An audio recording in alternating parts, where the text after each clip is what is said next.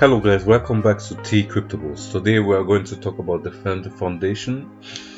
How is Fantom faring right now, and what is to look for the future on Fantom? And if Fantom is a valuable place to look into it or to invest in it, of course on your own transgression. So we are talking today about Fantom. So we have a bit of old news from October, the 1st October, where the Fantom Foundation passed a support for the ecosystem. So they will use the not transferable, but the burn tax, what was 30% or a bit more, what derives from every single transaction on Fantom, and redirect a portion of it, 30%, to the ecosystem.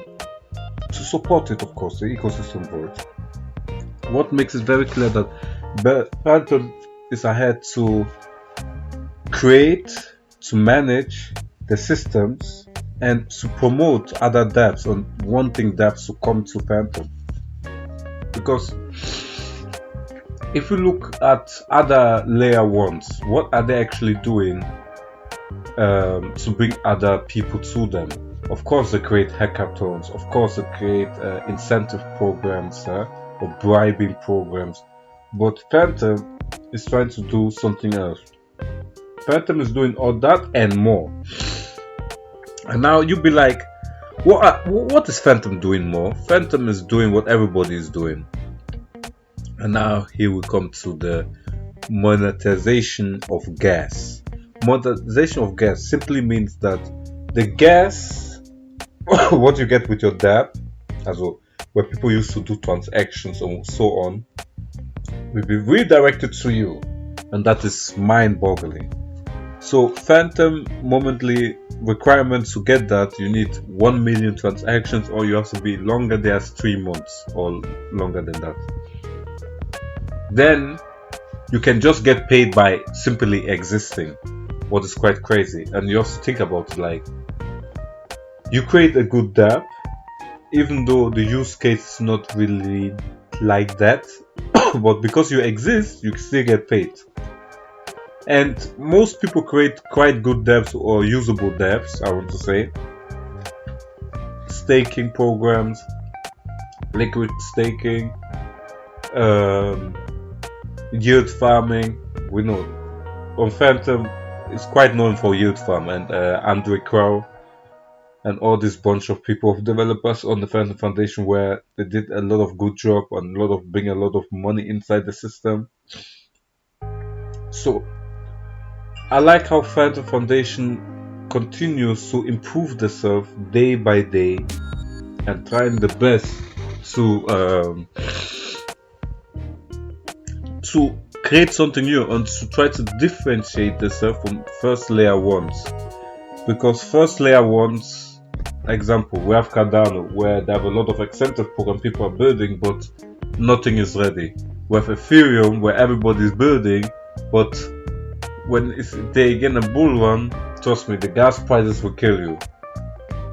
We have Avalanche, who had couple of projects were good, but these projects are dead now. So what we're gonna do on Avalanche? And we have BNB chain, where there's everything. Binance chain, there's everything. There's literally everything, and is it good or bad? We don't know. We don't know if it's a scam, a rock pool, or whatsoever.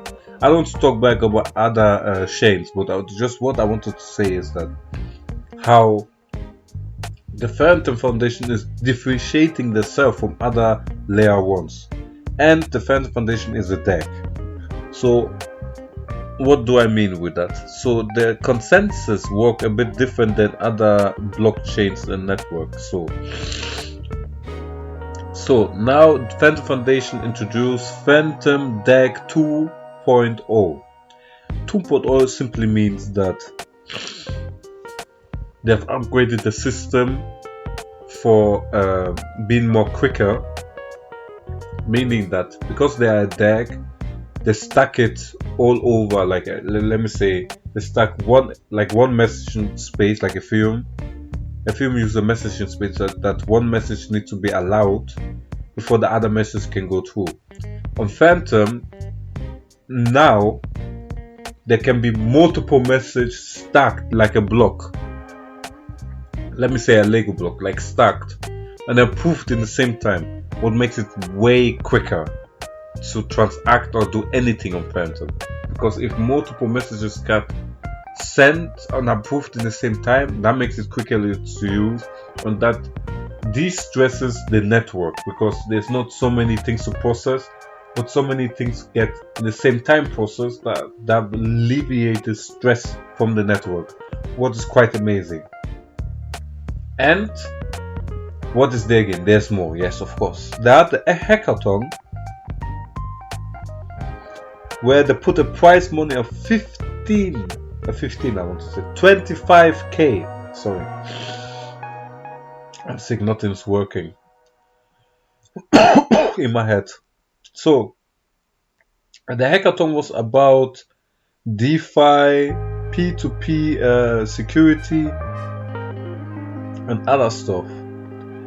So the Morales hackathon, that is here, in partnership with Google Cloud,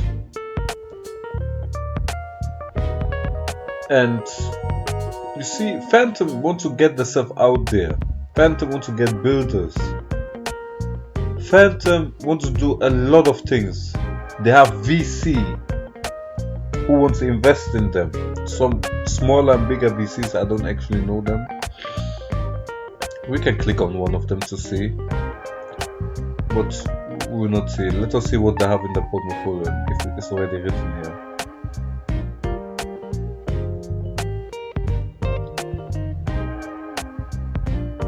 So this VC has Algorand, I see Polkadot, Anchor.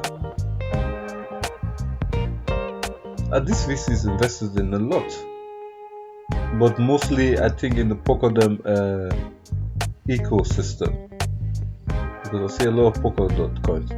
Well, that's not a big deal. So Kraken also.